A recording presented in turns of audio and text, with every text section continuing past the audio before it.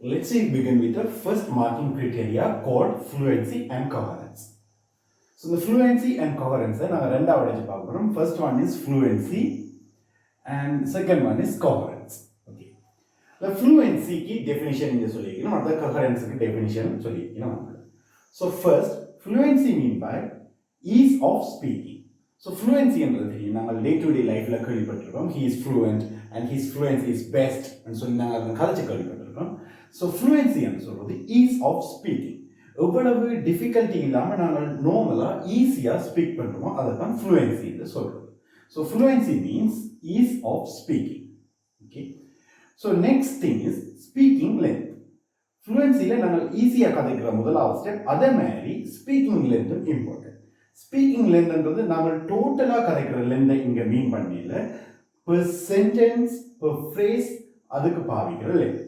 So நார்மலாக ஒரு ஆள் நார்மல் இங்கிலீஷ் கதைக்கக்கூடிய ஒரு ஆள் சிம்பிள் சென்டென்ஸ் யூஸ் பண்ணுறாருன்னா அவருடைய ஸ்பீக்கிங் லென்த்ன்றது குறைவாக இருக்கு.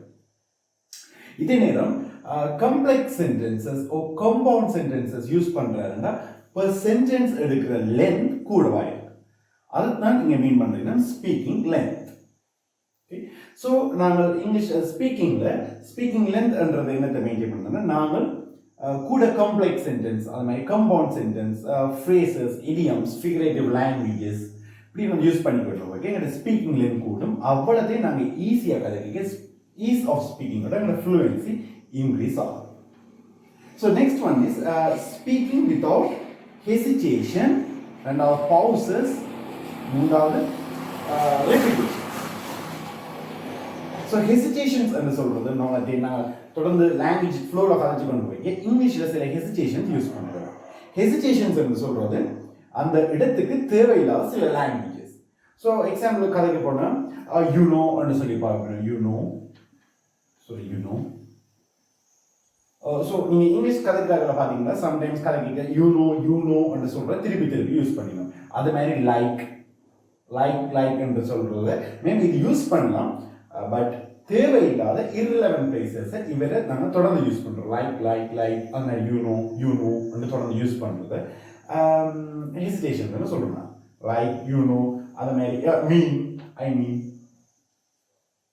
மீன் ஸோ இப்படியான சில வேர்ட்ஸ் எல்லாம் பார்த்தீங்கன்னு சொன்னால் திருப்பி யூஸ் பண்ண இது தெரிஞ்சு ஹெசிடேஷன்ஸ் யூஸ் சொல்கிறது.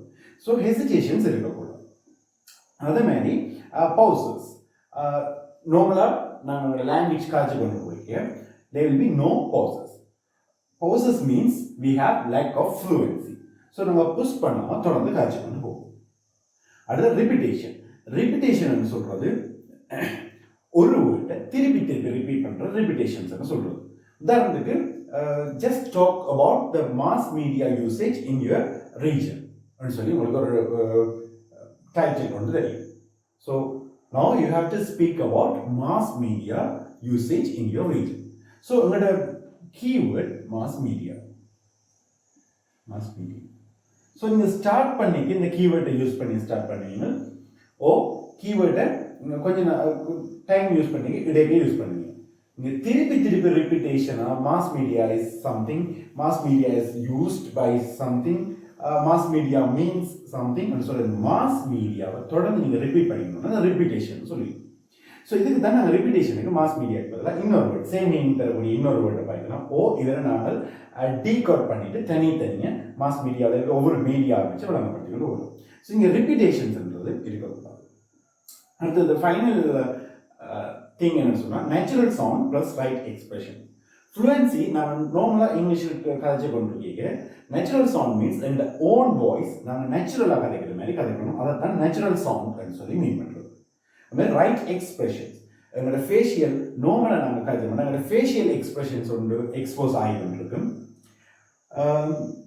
சேம் டைம் எங்களோட பாடி லாங்குவேஜும் எக்ஸ்போஸ் ஆகிக்கொண்டிருக்கும். ஸோ நாங்கள் கதைக்கிறதுக்கும் எங்களோட எக்ஸ்பிரஷன்ஸுக்கும் மீனிங் சரியாக சிங் ஆகும். எங்களோட எக்ஸ்பிரஷன்ஸ் இன்னொரு மாதிரி இருக்குது, டாக்கிங் இன்னொரு மாதிரி இருக்குது. எங்களோட பாடி லாங்குவேஜ் ரெண்டுக்குமே சம்மந்தம் இல்லாத மாதிரி இருக்குன்னு சொன்னால் நாங்கள் கஷ்டப்படுறோம், உங்களோட ஃப்ளூயன்சி இல்லாமல் இருக்குன்னு சொல்கிறோம்.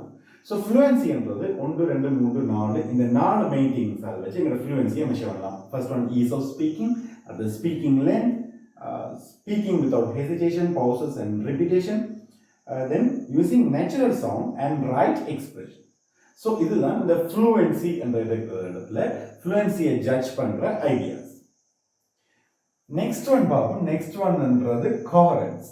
கோஹரன்ஸ் என்று சொல்றது logical development and linking. So coherence நான் சொல்லியிருக்கேன். ஃபர்ஸ்ட் சிம்ப்லி ஒரு கண்டென்ட், நாங்கள் கதைக்க போகிற content logical development. Logical development means இந்த ஓர்டரில் நாங்கள் சொல்லி கொண்டு வரோம். ஒரு கதையை தொடங்கினா ஸோ ஃபர்ஸ்ட் அதோட டெஃபினிஷன் இன்ட்ரடக்ஷன் சொல்லி அப்புறம் அது யூசேஜ் அப்படியே கன்க்ளூஷனுக்கு போகிறோம். டெவலப்மெண்ட்டை போடுறோம். லீனியர் டெவலப்மெண்ட்டாக தான் கதைக்கணும் இல்லை, நாங்கள் நான் லீனியர் டெவலப்மெண்ட் ஆகி கதைக்கலாம். பட் லிசனருக்கு சரியான அண்டர்ஸ்டாண்டிங் கதைச்சோம்னா சரி. அடுத்தது லிங்கிங்ஸ். நாம் சொல்ல வர்ற ஒவ்வொரு சென்டென்ஸையும் ஒவ்வொரு மீனிங்ஸையும் சரியாக லிங்க் பண்ணிக்கொண்டு போவோம்.